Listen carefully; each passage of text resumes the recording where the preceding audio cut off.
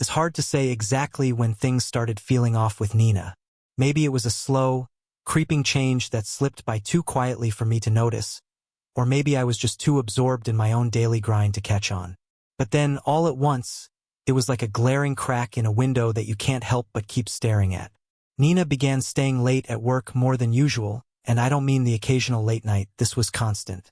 She'd barely get the words "project deadline" out, usually in this hurried tone, before grabbing her purse and rushing out the door. Then came the sudden work meetings at odd times, weekends, late evenings, you name it. She'd also go out with her friends more often, tossing out excuses about needing a break or wanting girl time. I tried to shrug it off at first. After all, everyone needs some space, right? But this uncomfortable feeling started gnawing at me, like a knot in my gut, insisting that all these changes weren't just about her being overworked or stressed.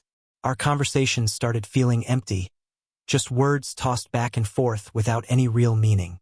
I'd ask about her day, and she'd answer with the same vague responses, busy or same old. No stories, no jokes, no connection. I used to know all about her day. The office drama, her frustrations, the ridiculous antics of her coworkers. Now, it was like she was reading off a script, giving me just enough to close the subject without ever really letting me in. When we were together, it felt like she was miles away. She'd spend a lot of time on her phone, even when we were out for dinner or watching a movie, and if her phone wasn't in her hand, her gaze was distant, as if she were lost in her own world. Then, everything started making sense after I ran into Derek. It was a random Tuesday night, and I dropped by the bar after work for a quick drink. Derek and I went way back, though it had been a while since we'd last caught up. So, when he saw me, he waved me over and we got to talking, catching up on the usual. I mentioned that Nina had been busy lately, and his face changed. He hesitated, looked down at his drink, then back at me, like he was debating saying something. Finally, he said, "Look, man, I wasn't sure if I should even bring this up, but I saw Nina at a club a few weeks back." My stomach knotted up. "Oh yeah." I tried to keep my tone casual, even though I felt my pulse starting to race. He nodded, serious. "She was with some guy. They seemed close." His hand was on her, and honestly, they didn't look like just friends. I didn't know how to respond. Part of me wanted to brush it off, but something about Derek's face kept me grounded. He looked genuinely uncomfortable, like he hated having to break this to me. I managed a forced smile, thanked him for letting me know, and tried to say it was probably nothing, just some old friend or coworker she was catching up with. But when I got home, I couldn't shake the picture he'd painted, Nina, with some stranger, his hand in hers. I sat alone in the dark, replaying every interaction I'd had with her over the past few weeks. Suddenly, everything started adding up. The late nights, the empty words, the growing distance. I realized I'd noticed these signs for a while but had tried to ignore them. That night was a blur. I couldn't sleep, couldn't turn off the thoughts swirling in my mind. Each memory of her acting strange fed the anger and hurt building inside me. I remembered the night she came home late, faintly smelling of cologne that definitely wasn't mine. She'd laugh it off whenever I asked. "Oh, it's just from the office," she'd say, or "Everyone at work wears it. You know how it is." But I didn't know how it was, at least not like this. I started scrolling through old photos on my phone, looking back at when things were simple and happy. Those memories were like salt in a wound. Each smile, each hug, every lazy Sunday morning now felt tainted, hollow, overshadowed by this thing between us. Looking at her had become almost unbearable, but I couldn't confront her. Not yet. As much as I wanted to demand the truth, I wasn't ready. I knew once I opened that door, there'd be no turning back. I told myself I needed proof, something concrete to put in front of her. And if I was honest, maybe a part of me wasn't ready to accept what my gut was already screaming. That night, lying there in the dark, I started to make a plan. If she was hiding something, I was going to find it. I'd pay close attention to every word she said, every move she made. I'd be looking for patterns, anything I'd missed before. And if Derek had seen her with another man, maybe he could help me find out more. For now, though, I'd keep quiet. I'd act normal, play along, even if it tore me up inside. The next morning, Nina was gone before I even woke up. Work was supposed to be a distraction, a break from the constant questions about Nina. But with Conrad as my boss, thinking work could be an escape was just laughable. If anything, work had turned into its own battleground, another place reminding me how my life seemed to be spiraling downhill. Conrad was the kind of boss who thrived on tearing people down, but he seemed to have a particular vendetta against me. Every team meeting was an opportunity for him to embarrass me, to make a spectacle out of belittling me in front of everyone. Even my best ideas were met with a sneer or a snide remark, no matter how solid they were. "Logan, you always do things halfway," he'd say with that smug tone. "Maybe try thinking things through next time." The worst part was no one else ever spoke up. I'd sit there, feeling my face burn, holding it together while everyone else pretended not to notice, keeping their heads down. It was isolating, getting singled out like that, and it felt like just one more battle I had to fight alone. Some days I'd wonder if maybe he saw something in me I didn't. Maybe I really wasn't good enough. Maybe that's why my life was unraveling. But the universe wasn't finished taking its shots at me. Just as my head was spinning with doubts about Nina, Conrad dropped a new project on my desk. This wasn't just any project either. It was a big one, the kind of opportunity that could set me up for a promotion. Only he made sure to make it as impossible as he could. He piled on deadlines, cut down resources, and never missed a chance to undermine my work. "If you're going to take this on, Logan, you'll need to step it up. We can't afford sloppy work on this one," he'd say with that smirk that made my blood boil. Every day felt like a marathon. I'd come home drained, only for Nina to barely look up from her phone, greeting me with a distracted, "How was work?" It felt like I was shouting into a void, with no one there to listen. Between the distance with her and Conrad's relentless attacks, I felt like I was being crushed from all sides. Some nights, I'd lie in bed, staring up at the ceiling, wondering if this was it. If my life was just a series of humiliations strung together, one after another. But there was one person at work who wasn't entirely blind to what was going on. Erin, a coworker, had started noticing the way Conrad treated me. She wasn't the type to make a big deal of it, but she had a quiet way of showing her support. It began with little gestures, like saving an open seat for me in the break room. But before long, Erin and I were eating lunch together regularly. She'd listen as I unloaded my frustrations, and there was something about her steady, no-nonsense presence that made everything feel a little less overwhelming. Erin wasn't just another coworker. She felt like the only real support I had left. She didn't just nod along to be nice. She was quick and sharp, often pointing out when I might be reading too much into things, but in a way that somehow felt encouraging. "Sure, Conrad's got it out for you," she'd say, slicing through my doubts like a knife. "But that doesn't change the value of your work." Erin had this unique way of reminding me that maybe I wasn't as incompetent as Conrad seemed determined to make me feel. One day, while we were having lunch, she looked over at me with a bit of a grin. "So, you're coming to the corporate party, right?" I gave a shrug, not feeling the party vibe. "Maybe, but I don't think I'll bring Nina. Things are complicated right now." She nodded, not pressing for details, but her understanding glance was reassuring. Deciding to go alone was a small but meaningful step away from Nina. It wasn't easy. Some part of me still hoped we could make things right, even though I knew deep down that was wishful thinking. Going solo, though, felt like reclaiming a piece of myself, reminding me that I didn't need her approval to step into a room. When I finally mentioned the party to Nina, she barely looked up from her phone. "Oh," she said flatly. "Well, have fun." She didn't ask why I wasn't inviting her. She didn't care. That indifference hit me harder than I wanted to admit. Walking into that party alone was a strange blend of freedom and anxiety. I'd been to these work events so many times with Nina by my side, but going in solo felt surreal. I couldn't shake the sensation that people were glancing my way, maybe noticing she wasn't there, maybe wondering why. Looking around at the room filled with laughing couples and the clink of glasses, I felt a momentary pang of discomfort, but there was something else too, a quiet sense of relief. I was stepping into a space that, for once, didn't include her, a small act of taking back my own life.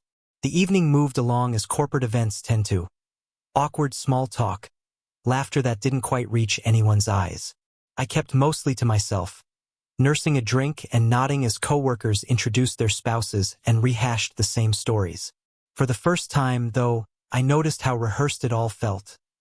Everyone playing out some practiced version of themselves. And then I saw her, Conrad's wife, Carmen. She was standing a bit apart, looking off into the distance, a sadness in her expression that was impossible to miss. Dressed elegantly, as always, she had a sort of distant, resigned air, like she was physically there but mentally far away. I don't know why, but I felt drawn toward her. Maybe I recognized that sadness because I'd been seeing it in my own reflection. I walked over, feeling a bit nervous, and offered a casual, "Hey, everything okay?" She looked up, surprised at first, then her face softened, as though she was relieved that someone had noticed. "Oh, hey, Logan. It's just, these events can feel like too much sometimes." Her voice was calm, but there was a weariness in it that hit me. We made small talk, the usual work chatter and mentions of mutual colleagues, but I could sense there was something deeper under the surface, something she wasn't saying. Finally, I took a chance and asked gently, "You seem, a little distracted. Is everything all right?" She looked down, hesitating, as if deciding how much to share. After a pause, she spoke softly, almost as if to herself, "It's Conrad. He hasn't exactly been faithful. And it's not like he hides it." Her words were like a blow. Here I was, struggling with my own suspicions about Nina, and now Carmen was confiding that she, too, had been betrayed. There was something painfully familiar in the way her shoulders slumped, the hurt barely hidden beneath the surface. It was a stark reminder that betrayal isn't something you can conceal, no matter how hard you try to keep it under wraps. "I'm sorry," I said quietly, at a loss for any better words. "I had no idea." She gave a bitter smile, shrugging like she'd already come to terms with it. "Yeah, well, I guess it comes with the territory. Everyone seems to know. It's almost a running joke in our family." Her bitterness resonated with me. It mirrored the same resentment and anger I'd been carrying around. In a strange way, it felt like looking into a mirror, seeing my own hurt reflected in her face. For a moment we just stood there, both of us lost in our thoughts. Finally, she broke the silence. "It's nice talking to someone who actually understands," she said, giving me a small, sad smile. "It's hard to find people who get it, who aren't just judging." "Yeah," I nodded. "I know what you mean." And I did. The resentment, the loneliness, the feeling of betrayal by someone you thought you knew. It was all there, plain as day on her face. I could feel it echoing inside me too. As the night wore on, we talked about everything and nothing. Yet there was an unspoken bond, a shared understanding that lingered. Eventually, she suggested we exchange numbers. "I don't know," she said, a little hesitant. "It's nice talking to someone who actually gets it. Maybe we could meet up sometime, away from all this." She gestured to the crowded room around us. I agreed, pulling out my phone and adding her number. It felt like a small rebellion, something seemingly innocent but loaded with meaning. Part of me wondered if this was crossing a line, but another part, the part that was tired of feeling so alone, didn't care. I wanted to see her again, to be around someone who didn't judge, someone who understood. A few days later, we met at a little out-of-the-way cafe, a cozy place where no one would recognize us. We started with light conversation, enjoying each other's company without needing to explain every detail. But eventually, we drifted into heavier topics. She shared her own frustrations, how Conrad's behavior had worn her down over time, making her feel small and insignificant. I recognized so much of myself in her words. At one point, Carmen reached across the table and laid her hand over mine. It was a simple gesture, but in that moment, it felt like an anchor keeping me steady. There was this unspoken understanding between us, a bond formed not just by sympathy but by the shared wounds of betrayal. We weren't just two people offering comfort. We were two people desperately searching for something real in the middle of all the deception surrounding us. When it was finally time to say goodbye, there was a thick silence between us, charged with an undeniable pull. I wanted to hold her, to reassure her somehow, to feel that rare connection we'd stumbled upon one more time. But I knew we were treading dangerous ground, and I questioned if this was a path I should even consider. Still, as I walked away, I couldn't deny that whatever we'd shared was genuine, that it mattered in a way I hadn't felt in a long time. That night, lying in bed with nothing but the quiet and my thoughts, a plan began to take shape. There was this fierce blend of emotions tearing me apart: relief, guilt, and a smoldering anger that had been building for too long. I'd spent months, maybe years, feeling small, dismissed, unworthy of even basic respect from Nina or anyone else in my life. But my time with Carmen, our shared confessions of betrayal, had sparked something inside me. For the first time in ages, I felt like I had the power to do something about it all, to reclaim a part of myself. As I lay there, every memory of Nina's lies, every time she'd brushed me off or dismissed my questions, played back in my mind. The image of her slipping out the door without a second glance, the vague excuses, the times I just sat at home, helpless, wondering where she was. It all felt like a weight pressing down on my chest. I knew I couldn't keep all this anger bottled up anymore. And honestly, there was a part of me that wanted her to feel what I'd felt. I wanted her to know that I wasn't just some safe, predictable guy she could walk all over.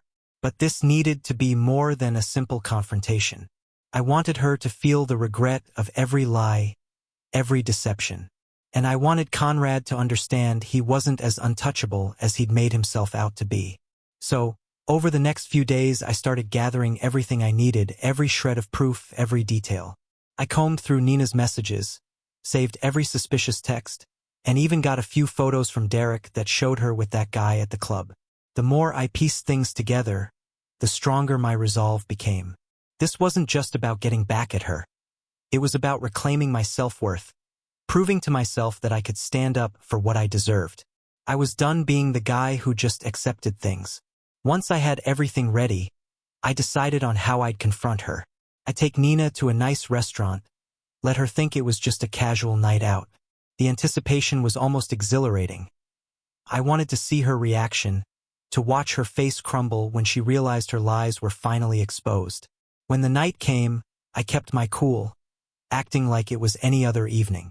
We sat across from each other, and she talked about her day like we were still living in some fantasy world, as if the months of deception didn't exist. It was almost comical how easily the lies slipped from her, like the charade was just normal for her now. I kept the conversation light, all the while feeling this tension building beneath the surface. After a while, I leaned in, lowering my voice to make it clear this was no casual conversation. "Nina," I began, "we need to talk about something." She looked up, her face forming this fake, concerned look that nearly made me laugh. "What is it?" I steadied myself, taking a deep breath. "I know about him, Nina. I know everything. The late nights, the sudden work meetings, the random outings. You weren't exactly as careful as you thought." For a moment, she just stared at me, her face twisted in shock and, yes, fear. She opened her mouth, but I wasn't done yet. I leaned back, letting the silence grow heavy between us, forcing her to sit with it. "And there's more," I continued, each word carrying the weight of everything I'd kept bottled up.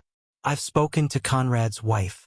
Carmen and I have had a long talk, and it turns out you and your friend aren't the only ones who can keep secrets." Her face paled, and she looked like she'd been slapped.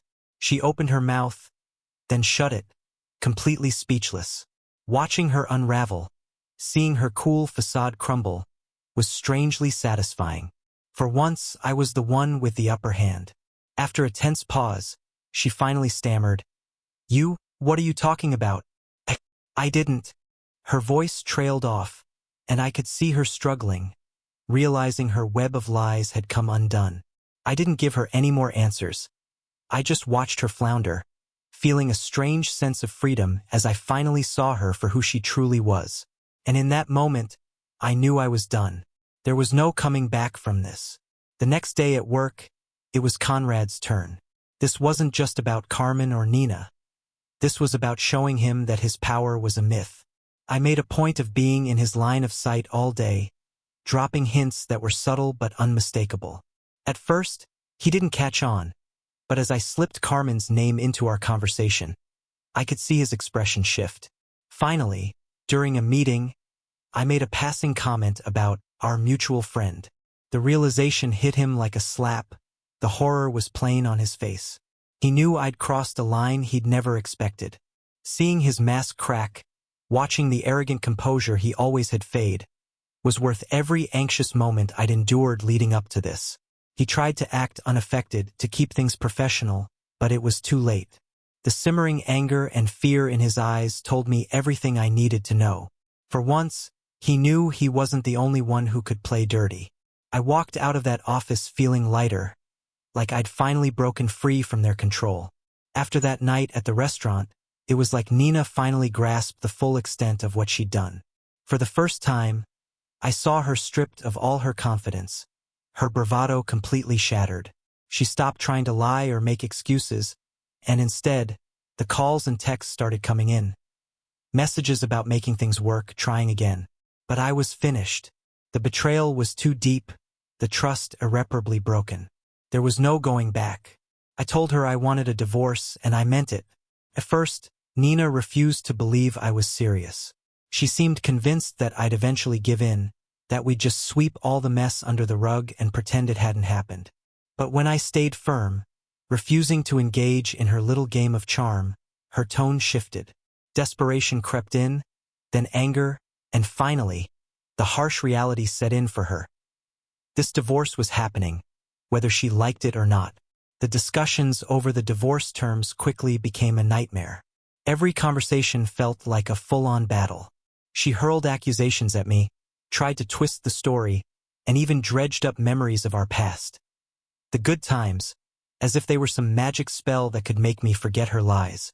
But I'd finally seen her for who she was. There was no nostalgia strong enough to make me change my mind. I wasn't looking for compromise.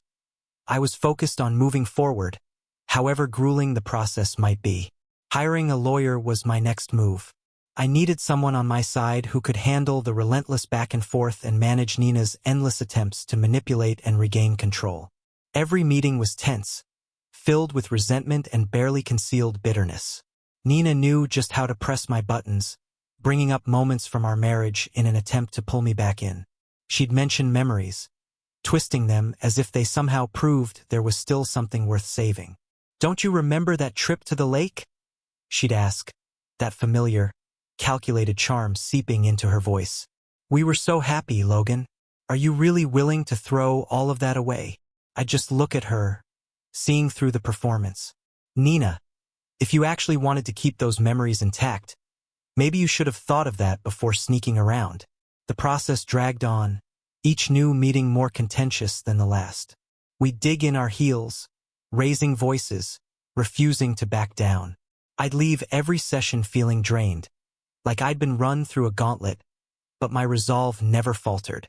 Nina had lost her grip on me. Her words were empty now, and the more she tried to sway me, the more I understood just how free I finally was. During this storm of divorce battles, Carmen became my rock. What began as a shared bond over the betrayal of our spouses had evolved into something deeper. She was there for me in a way no one else could be, offering more than just sympathy. With Carmen, I found someone who truly understood the anger, the hurt, and the strange freedom that came with finally letting go. She'd walked the same path, and in the middle of all the chaos, we found an unexpected peace together. She became more than just a friend. She was the one person who saw me without all the bitterness and anger. With her, I felt known, without the weight of past mistakes or the sting of Nina's betrayals. Our connection deepened, and soon, the anger and revenge that had first brought us together faded, replaced by something genuine. She helped me keep my focus forward, reminding me that there was life waiting on the other side of this divorce, beyond all the bitterness. As we grew closer, my determination to see the divorce through only grew stronger. I wanted to move forward, to finally start living for myself instead of always dealing with Nina's lies. Carmen was the promise that there was something better waiting for me on the other side, and I clung to that thought every time Nina tried to pull me back down. Then came the final meeting, the one that would end it all. We sat across from each other in the conference room, each of us flanked by our lawyers, the air tense and silent. Nina looked at me, a mix of anger and desperation in her eyes, like she still couldn't believe I was really going through with this. I took a deep breath, knowing this was my last chance to say everything I'd been holding in for so long. Nina, I began, keeping my voice steady, I want you to understand something. For years, I believed in us. I trusted you. I thought we were building something real together. I did everything I could to make it work. But you, I paused, letting the words linger. You threw it all away. You lied to my face, betrayed me in ways I'll never be able to forgive. And now here we are. This is the result of your choices, not mine. She opened her mouth to respond, but I wasn't done. I don't need your apologies, and I don't want your excuses. This is over, Nina, and you need to accept that. We're on different paths now, and I'm not looking back. The silence that followed was overwhelming. Nina just stared, her eyes wide as the finality of my words seemed to sink in. I saw the realization wash over her face, the understanding that there was no way back from this. For the first time, she looked small, defeated. A shadow of the woman who once thought she could walk all over me. I stood up, nodded to my lawyer, and walked out of the room feeling lighter than I had in years. The chapter with Nina was finally closed, and as I stepped outside, I felt the weight lift, as though I was shedding years of lies and heartache. I was ready for whatever came next, ready to finally live on my own terms. The first step after the divorce was to leave everything behind. Physically, mentally, emotionally. I wanted a fresh start, away from the places haunted by memories of Nina and the person I'd been with her. So I packed up and moved to a small, quiet house a few towns over. It wasn't anything fancy, but it felt like mine. There was a calm there, a simplicity I craved after all the chaos. It felt like a place where I could start over without ghosts from my past lurking around every corner. I threw myself into building a life that was just for me. I picked up old hobbies, dusted off my guitar, started running again, and even took out my fishing gear for quiet mornings by the lake. There was something grounding about returning to these simple routines, piecing together a new version of myself, one that didn't revolve around anyone else's expectations. As I focused on my own life, changes began happening at work too. The fallout from Conrad's scandal had spread, and he was no longer the untouchable figure he'd once been. People whispered about his hypocrisy, how he'd spent so long belittling me while living his own double life. The respect he'd commanded started to crumble, leaving him scrambling to salvage his reputation. Meanwhile, things took a turn for the better for me. Colleagues who had watched me go through everything began to look at me differently. Not with pity, but with a new respect. They saw someone who had endured, who'd come out on the other side stronger. In the midst of this shift, I was offered an opportunity I'd been working toward for years. A promotion I knew I'd earned. For the first time in ages, I felt a deep sense of professional pride. I had proven not only to others but to myself that I was capable and resilient. And no one could take that from me now. As life kept moving forward, my relationship with Carmen blossomed into something truly meaningful. What had started as a connection formed from mutual pain was gradually growing into a partnership rooted in respect and genuine care. We weren't just helping each other through the rough patches anymore. We were building something solid, something real. Our conversations deepened, and our time together became less about comforting each other and more about sharing dreams, hopes, and a future we could actually envision together. With Carmen, it wasn't about filling the void left by someone else. It was about discovering a kind of love that felt whole and honest. One afternoon, as I was settling into my new place, I got a message from Nina. She wanted to meet. Part of me wanted to ignore her, to leave her firmly in the past, but another part was curious, maybe even ready to hear her out. We agreed to meet at a quiet cafe, a neutral place where neither of us could lean on memories to bridge the distance. When she walked in, I almost didn't recognize her. There was a nervousness in her eyes that I'd never seen before, a hint of vulnerability. We exchanged awkward hellos, and for a moment, it felt like we were strangers meeting for the first time. She began to explain her choices, going on about the pressures she'd felt, the loneliness, even her own insecurities. I listened, but it all felt strangely distant, like I was watching it happen to someone else. Nina tried to justify her actions, her voice laced with reasons and regrets. But the anger and resentment I'd carried for so long weren't there anymore. Instead, I felt an unexpected sense of closure. I could see now that her mistakes were about her own issues, her own fears. It was never truly about me. Her words didn't sting as they once did. They were just words now, passing over me without leaving a mark. Felt like I was finally letting go. When she finished, I took a breath, steady and calm, and told her the truth. Nina, I'm done being angry. I've moved on. We both made choices, and now we have to live with them. I'm not here to make you feel guilty or to dwell on the past. This is just goodbye. She looked at me, caught off guard, a mix of confusion and sadness flickering across her face.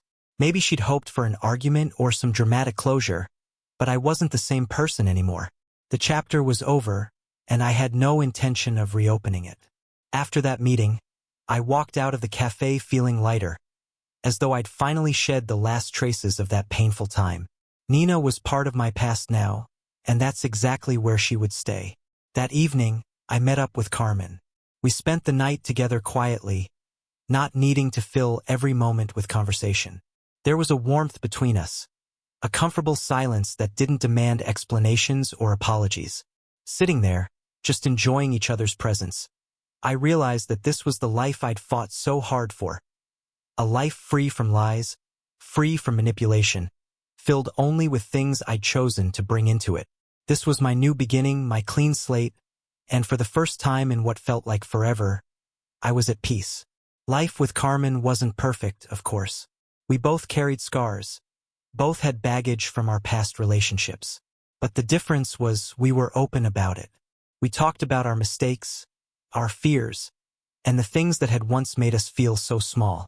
There was no need to put on a mask or pretend to be anything other than who we were. One evening, as we sat on my porch watching the sunset, Carmen looked over with a steady, determined expression. "Logan, I want you to know that I don't expect anything from you. I don't need you to be perfect or to prove anything. I'm here because I want to be, because I care about you just as you are." Her words touched me deeply. She wasn't asking for anything or trying to mold me into something I wasn't. She just wanted me. Flaws, scars, and all. I hadn't felt that kind of acceptance in so long, the simple feeling of being valued for who I was. For the first time, I didn't feel the need to change or to be anyone other than myself. As the weeks turned into months, our lives started intertwining in natural, effortless ways. Carmen became my partner in every sense. We shared our routines, our plans, and even our dreams, and through it all, I felt a quiet contentment I hadn't thought possible. We didn't need to fill every silence or constantly prove something to each other. We just were. In that calm, steady companionship, I found something I hadn't known I was missing. A sense of belonging, of finally being exactly where I was meant to be. The journey to get here had been rough, messy, filled with pain and doubts. But standing beside Carmen, watching the stars fill the sky, I realized that every hardship, every betrayal, had led me to this moment. I was grateful for the struggles because, without them, I might never have found this peace.